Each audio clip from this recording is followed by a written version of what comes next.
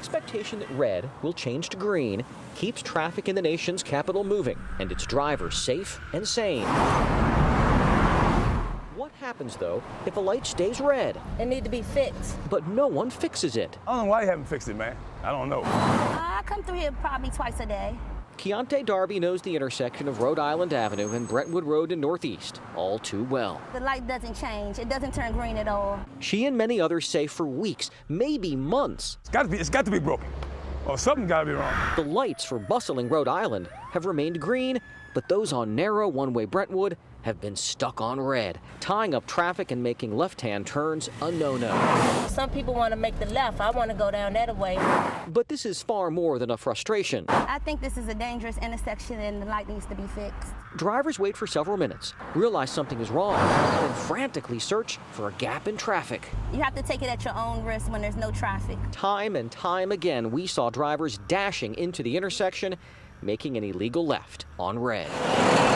Truck driver Troy Bullock knows in his big rig, he can't risk it. It's crazy. I don't know what the D.C. government, they should be doing something about this. Well, we contacted the city, and within hours, a contractor was on scene. I see that they are finally fixing the lights. While troubleshooting the problem, 33 MC1 programming, he temporarily programmed the traffic signals to a normal cycle. That excites me. Returning sanity to a small corner of Washington. No more backed up traffic. I think everybody is satisfied.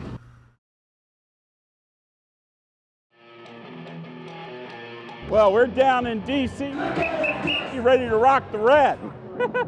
Rock the red, we gotta cheer our boys on, man. It's only a few simple words. Yeah, rock the red, everybody! To Washington Capitals fans. All right, yeah! Yearning for a championship. You can't get any better than that. Oh, we are #1 right now. We are killing it. This is Cowbell Fred'sville. Let's go, Caps! Thousands flocked to game 1 of the playoffs. We're loud. Let's go, Caps! We're boisterous. Including Dan Clem. Sure, well, we're playing the Flyers. Okay, you guys got to go to the other side of the street now. The atmosphere was literally electric outside Verizon Center. I know this song. Greeting hockey fans like George Prout. We're tearing it up. Prout seemed to be as impressed with the plugged-in pregame entertainment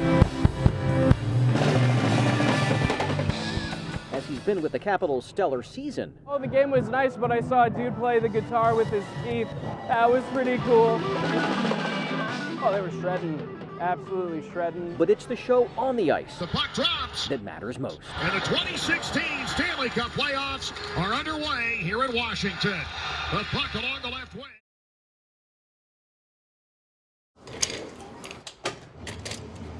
We're about to go for a walk and roll. Okay. Gently. His name is simple. Good dog. So this is a wheelchair that provides mobility for dogs with, in this case, rear leg paralysis. Good boy. It's Mike. Come on. Come on, Bubby. Let's go. He's doing really well with this situation. Come on.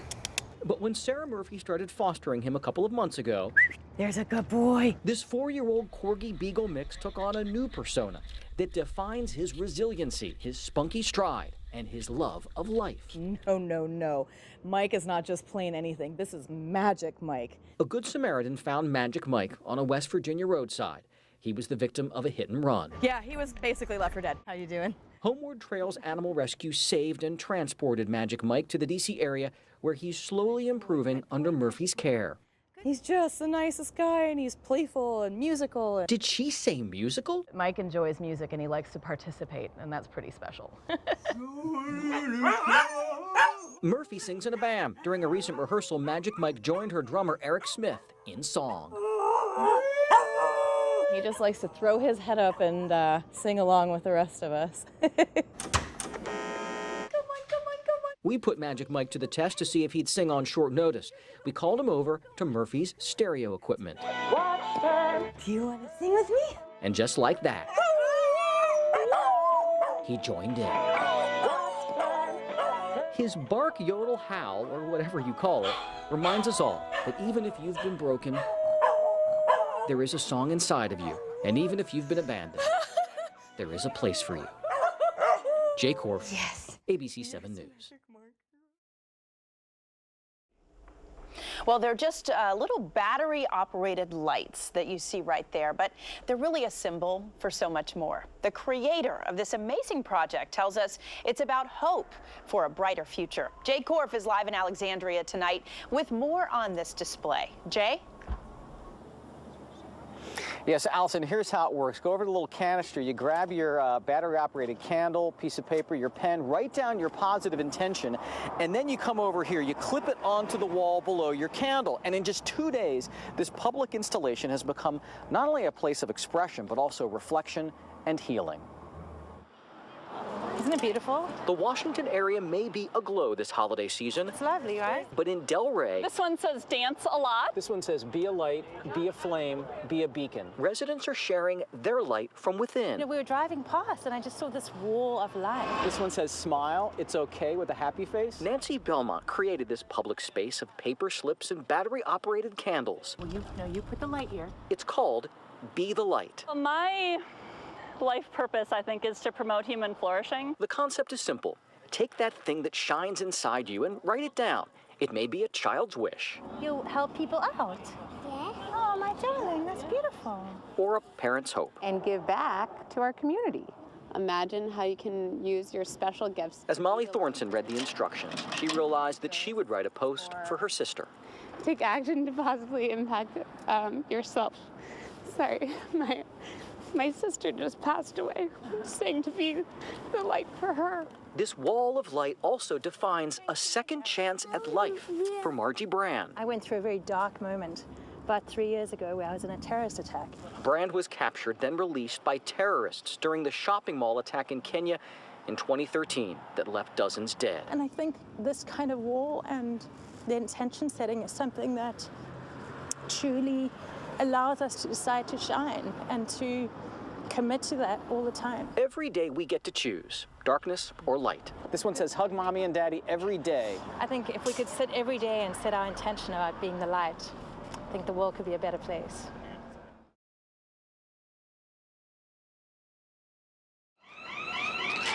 It's horrifying. It's horrifying, but I know that it could have been avoided. Sections of Baltimore spun out of control Monday. Police defended parts of the city in riot gear, while neighborhoods plunged into chaos. Fully engulfed. Car fires, looting, and violence erupted only hours after a man killed while in police custody was laid to rest. Nobody can tell anybody that something did not go wrong when that guy was locked up. Frank House watched in disbelief as residents literally picked apart parts of Charm City. He understands the frustration, but says this is not the solution. I would say that this doesn't work. This doesn't work. I understand why, but this doesn't work. It's just trash. No, bottle. For more than an hour, we watched as dozens of people smashed their way into this Save-A-Lot grocery store and ran out with as much as they could carry. Get out of here. Get out of here. Get out of here, Jake. Go. All right, go. After that, looters kicked their way into the front door of a nearby Rite Aid and ran out with armloads of merchandise. And then there was this. 30 minutes and I told. Looters swiped and slammed open cash drawers from the pharmacy. Some ran off with coins, others with handfuls of cash. Looting took on an added and twisted dimension at the CVS in Northwest Baltimore, where authorities say after items were stolen, the business was set ablaze. 1, 2. At 13-year-old Max Greenberg's home in Leesburg, Virginia, 19. It might not sound like a lot. 21. But 21 solar eclipse glasses are just the start of a project that could go very far. I was wondering what to do with the glasses after the eclipse yesterday. Max and his family had so much fun watching Monday's astronomical event. All of us were sort of awestruck. A stunning rarity of rock and fire. That they're sharing this experience. Our hope is to get as many glasses as possible. They're collecting for Astronomers Without Borders, an organization gathering eye protection for children in Asia and South America, the site of the 2019 eclipse. I wanted students in South America and Asia who aren't as lucky as us to be able to experience the same natural phenomenon we experienced yesterday. Thanks for donating. For now, friends and neighbors are dropping off glasses at the Greenbergs. Bye. Thank you. See ya. Starting Tuesday, Loudoun County Public Library branches will serve as the official collection point. In Leesburg, I'm Jay Korff for ABC 7 News.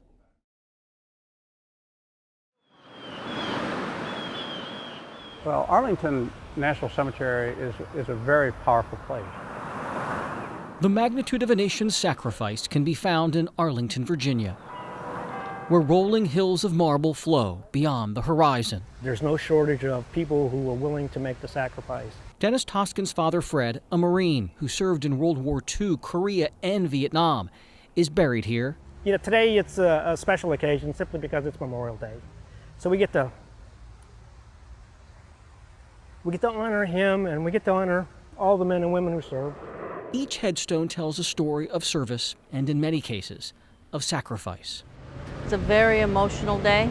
Teresa Bullock is a Gold Star mother. That's for my son. It's a pin that's hard to put on. Everything changes. Her 28-year-old son, Christopher Webb, lost his life in Iraq in 2007. She traveled from California to tell him this at his gravesite. That I love him, and I'm proud of him. And he will never be forgotten. Here, mothers grieve for sons, sons for fathers, and fathers for daughters. Well, this is her helmet. Inside the Women's Memorial, Steve Ellis points to a display for fallen service women that features his daughter. We lost Jessica 5 months into her second tour in Iraq. The combat medic saved countless lives in Iraq, only to lose hers on Mother's Day in 2008. This year, red petals were placed in a pool to honor women who never came home from war, not far from rows of green and white, where generations of Americans now rest, so we can be free. Jay Korff, ABC 7 News. On a picture-perfect evening for America's pastime, nothing transpired on the field between the Tigers and the Orioles. It really is great. It was just such a surprise, you know. That could have possibly compared with what happened just before the game started. And then, right coming down Mass, I saw the motorcade. Parents quickly figured it out. And lo and behold, it was the president showing up. President Obama stopped by quaint Friendship Park in Northwest Washington. And he was walking across the field, the president. I couldn't believe it. The president was en route to a fundraiser. His press secretary's daughter was playing on an adjacent field, so Mr. Obama dropped off Jay Carney and stuck around to throw out the first pitch. Like, he throws the pitch, it's outside, but still good. 10-year-old Danny Ringel was behind the plate. I don't see him every day. It's sort of grand, and I don't know. It just felt amazing. The president took pictures with players and shook hands, then made his way over to stunned parents like Juliet Stedman. And I was standing right there, and he walked out right here, walked right over and shook my hand. I was so excited. In the end, the Tigers were victorious, but for Danny Ringel to catch and then keep a ball signed by the president probably beats just about anything. Best game so far. What do we learn from tonight? When the president comes to our game, we win, right? Yeah! 1, 2, 3! Happy Father's Day, Dad. Happy Father's Day. It's been a tradition for the last few years for Donnell Chase and his brother William Chase Jr. 2012. Seemed like yesterday, didn't it? To visit their dad, William Chase Sr., on Father's Day, here at Cedar Hill Cemetery in Suitland, Maryland. When I have a lot of things on my head, I just come over here. But this time of quiet reflection quickly turned to confusion and anger. And I told my brother, I said, does that look like a piece of a casket there? They spotted the unthinkable about 50 feet away where a creek hugs cemetery property. Who is it? Where did it come from? They discovered a casket out of its burial vault, a vault now filled with water. That's to keep it protected from the weather and everything, but it's not working. The brothers, upset and horrified, contacted 7 on Your Side. I was concerned because that's somebody's family member. Soon after we contacted cemetery officials, employees rushed to the site. A maintenance official said Saturday's storm caused the creek to overflow, destroying part of a retaining wall, which then allowed fast-moving water to erode the soil and unearth the casket. This should never happen here or no other cemetery where the public have a chance to see it. The Chase brothers think the cemetery should not be burying people so close to the creek. Cemetery officials, who declined to talk on camera, would not say why they perform interments so close to the water. I know people are their family members and they spend a lot of money to bury their people over here, And to have a casket like that and a vault like that is unacceptable.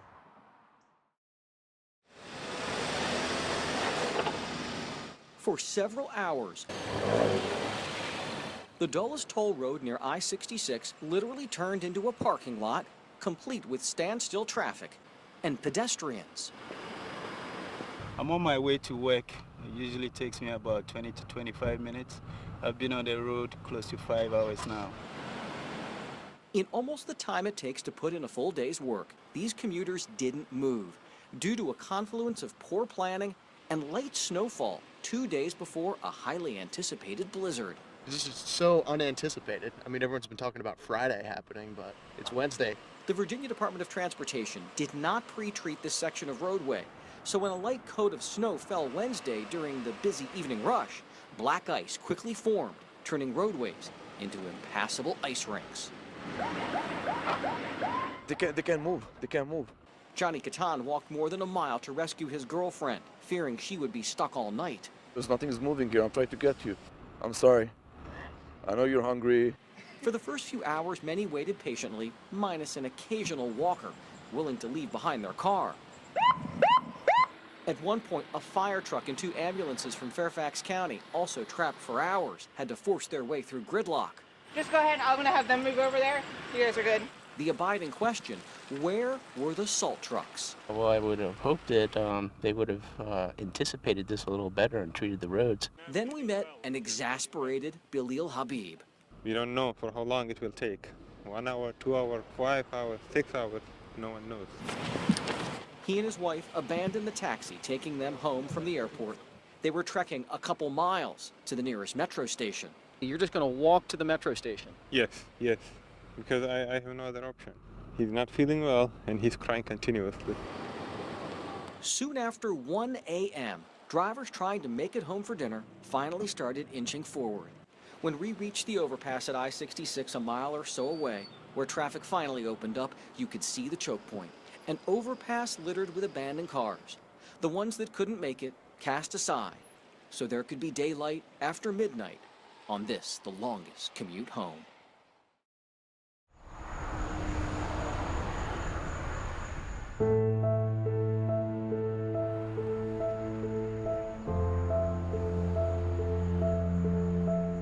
We hide treasure like a cherished secret, to share only with a select few. But down this crumbling driveway, concealed beyond the horizon of summer's harvest, stands a testament to history that one man hopes to one day show the world. My name's Howard Hankins, and we're outside of Williamsburg. Howard Hankins turns trees into mulch. He prides himself on making mulch that lasts longer. As you'll soon see, Hankins has a thing for things that last. I first off can't believe I did it. This recycler is also trying to restore a remarkable collection that honors the men who led our nation. Because so many people look at me and go, "You're crazy. Why'd you do this? What are you doing?" Push past the weeds and cattails on this 400-acre property, and you'll find an unlikely gathering of political giants. It's almost like Mount Rushmore. We got them all.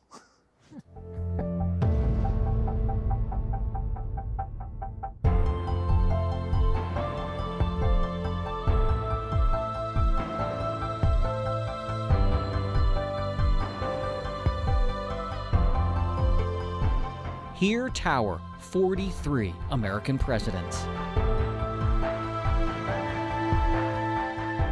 It's unbelievable, the detail, and to be so big. The eyes are looking at you. Their steely gazes, some determined, others ghostly, are all the more impressive thanks to the stature of these haunting sculptures. Each effigy stands 20 feet tall, every detail distinct, from Ike's uniform to Truman's glasses.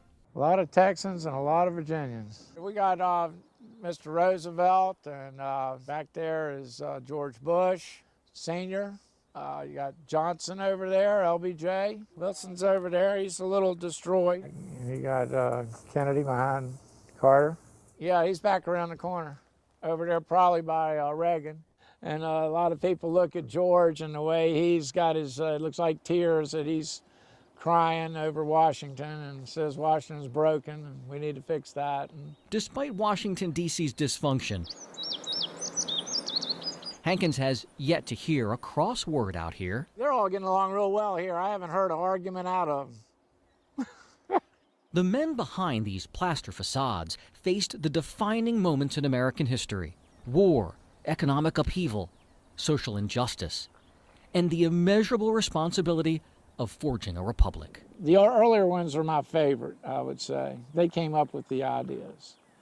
And it's the ones today, like a Reagan or Kennedy, that were strong presidents and stood up for America and sort of backed what those guys wrote about. And of course, George Washington, all he did to fight the British, and that was a lot of courage to do what those guys did in that day.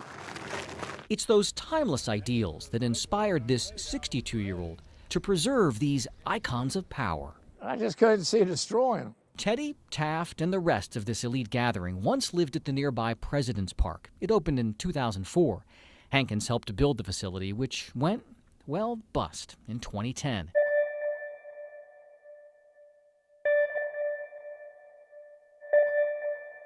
He was tasked with disposing of the concrete, fabric, and steel skeletons that make up each 20,000-pound structure. You know, they wanted me to crush them, and I thought about it. But he decided to save them for history's sake. Figured out how to lift them and put them on the trailer. It took about 7 or 8 days to move them all. Popped a hole in the top of their head, dropped the chain in and caught the framework, the steel framework. The move was hard on these figures. Some suffered broken necks, others chipped chins. LBJ, known for his foul mouth, lost his nose. And the damage to our much-revered 16th president, it's a shame he got shot and killed so soon, was uncomfortably close to the truth. He fell and cracked his head open in the back. That was about the worst damage. There's something about the patina of time that brings these occasionally visionary and often imperfect men back to life. The chips and just the worn look. He looks worn, like he's been tested. And with the deterioration, it makes them look more real than when they were in perfect repair. Hankins is now restoring the statues. He started with Andrew Jackson. And he needs a little touch-up, but he's down to ready for his final coat of paint and a little fine sanding and stuff, but he's got all his hair and eyebrows, got his nose intact, no bees in it. Bees? Some of the statues back there got bees nest up their nose. Hankins says in 6 months, all the statues will be ready for their new home. I want to get it out there. I want to build a museum, and I want people to talk about it. Hankins is designing a new park to be built in the Richmond area, and he plans to make bronze copies of each one for another park in New Jersey. All 43 are out here. 44? 43. Where's 44? He's in the trailer. I got a little ahead of him. The old park didn't have the money to build President Obama, but Hankins assures us a new sculptor will build a full-sized 44, along with November's White House winner. No, you never know. It's a funny world, you know. Maybe we can educate everybody on why they are voting. That'd be a good thing to do. Now the nation faces a new dawn and a consequential choice. At night, it gets a little weird out here. Who will next shape the landscape of our lives and join this treasured cast as the 45th President of the United States?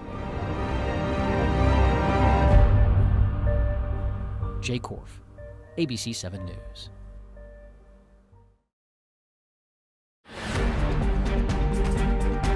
I've never felt so proud to be American than in moments like this. If it's true that Americans tell time by their presidents, hats and shirts, guys. Donald Trump's moment, guys. Souvenirs. Those who gathered in Washington to watch history unfold, I picture myself thinking, I can't believe I'm here. will not soon dismiss from memory. The pride that was expressed, Where else do you see this? and the rage that unfolded And people are angry. the day Donald Trump was inaugurated the 45th President of the United States.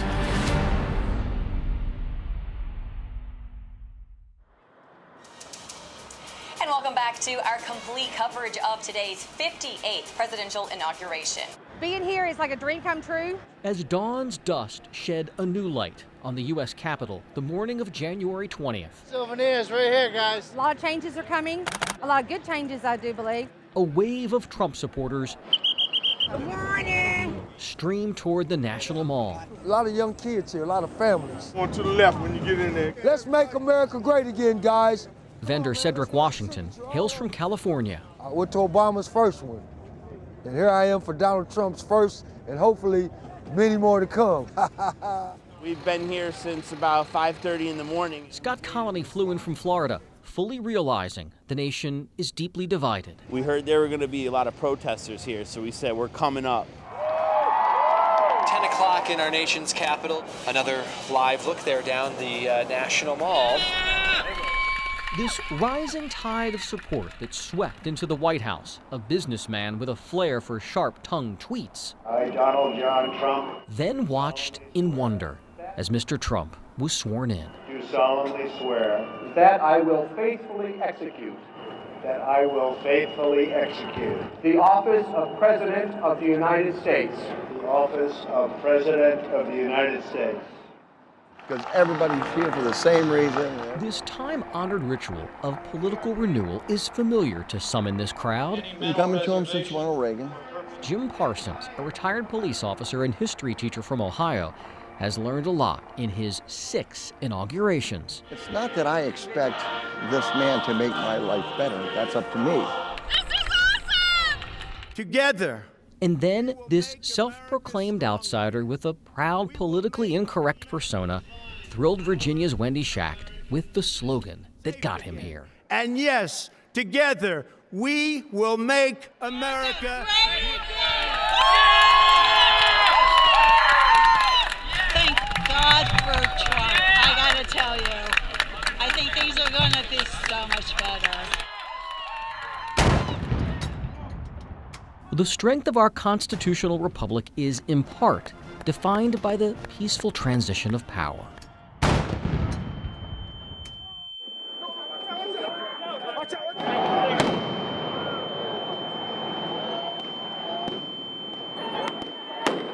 But what unfolded in the dizzying, anger-fueled hours to follow would turn that truth upside down. Soon after the inaugural ceremony concluded, No peace! anti-Trump marchers moving down Constitution Avenue This is what democracy sounds like! traded insults with Trump supporters. Build the wall! Build the wall! But several blocks away, near McPherson Square, I'm not touching the camera. Don't put it on my hand then. some were less interested in talking than they were in creating chaos.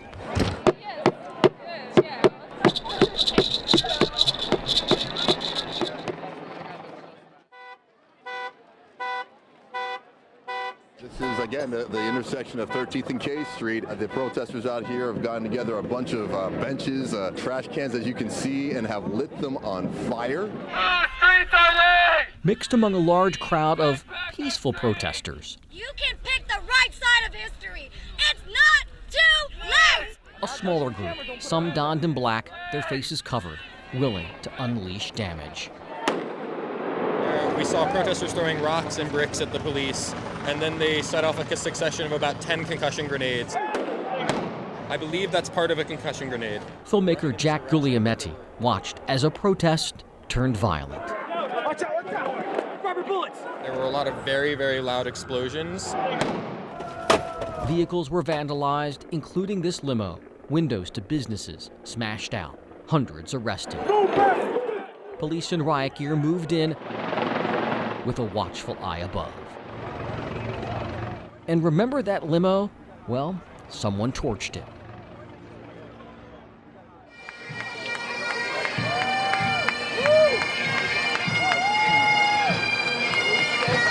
While Bedlam unfolded, the momentum of this day marched on.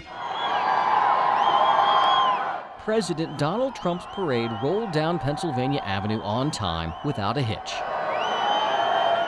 On this consequential day of transformation, we are reminded of a remarkable coincidence. George Washington recited his oath nearly 230 years ago during our country's first inauguration, the only inauguration held in New York City, the place that cemented Donald Trump's legacy as a leader who now resides in Washington.